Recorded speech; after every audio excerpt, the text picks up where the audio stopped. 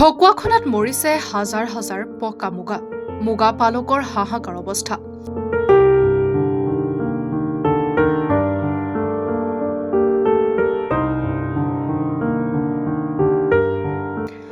মুগা খেতিৰ বাবে বিখ্যাত সোণালী সূতাৰ দেশ ঢকুৱাখনাত এতিয়া সংকটৰ সন্মুখীন হৈছে মুগা পালকসকল।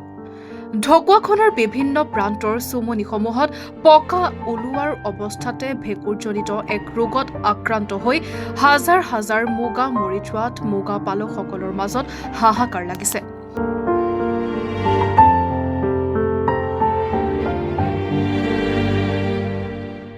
বিশেষকৈ উত্তৰ ঢকুৱাখনা পঞ্চায়তৰ ভগা মুগাৰ কেইবাজনো মুগা পালকৰ পকা ওলোৱা হাজাৰ হাজাৰ মুগা জালিত দিয়াৰ পিছতে বাহ নাবান্ধি মৰি গৈছে। ঢকুৱাখনৰ ভগামুখৰ বীৰেন শইকীয়া, ইন্দিবৰ শইকীয়া আৰু ললিতা শইকীয়া ইত্যাদি কেইবাগৰাকীও মুগা পালকৰ পক ধৰা কেইবা সহস্ৰাধিক মুগা চুমনিৰ পৰা আনি জালিত দিয়াৰ পিছৰ পৰাই কোচ খাই মৰি জহি গৈছে। 5 দিন ভালকৈ আহিলে মুগা আৰু ধুনীয়াকৈ বাঁহ 6টা জালি হৈছে। যেতিয়া সেইদিনা ভপকৰ দিনা 5খন মুগা অনাৰ পাছত চব ধৰফৰাই মৰি গ'ল।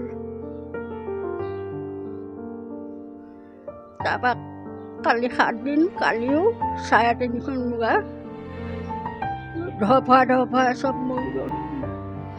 এই ঘটনাৰ পিছতে এতিয়া মুগা পালকসকলৰ মাজত হাহাকাৰ লাগিছে।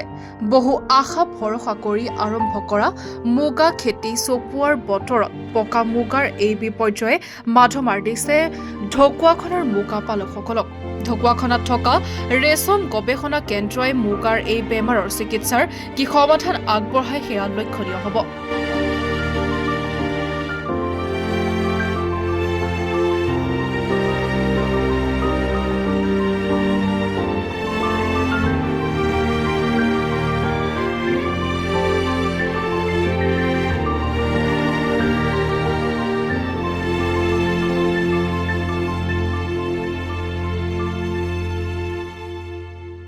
মুগাটো মানে প্ৰথম কালি কিন্তু পৰহি ঘৰলৈ অনাৰ পাছত হৈছে। কালি চুমনিতে ধৰফৰালে পকা মুগা চব নামোতে ধুনীয়াকৈ নামি আহিছে, একেবাৰে চাওকৈ ধৰিছে। তাৰপাছত ঘৰলৈ অনাৰ পাছত এনেকুৱা অৱস্থা হৈছে। ভেঁকুৰ উঠি গৈছে। মুগাখিনি আহিছে লখিমপুৰৰ পৰা আহিছে। তেওঁলোকে কৈছে যে এতিয়া আমি একো হেৰি কৰিব নোৱাৰোঁ, পৰীক্ষাৰ কাৰণে তেওঁলোকে মুগা পলিথিনত বান্ধি লৈ গৈছে। আজি 2 দিন ধৰি হৈ আছে। পকা মুগা চব মৰিছে। একো হোৱা নাই, ক'তো এটাও বেয়া হোৱা নাই। কিন্তু পকা মুগাখিনি ধৰি পেলাই আনি জালিত দিয়াৰ পাছতে হৈছে।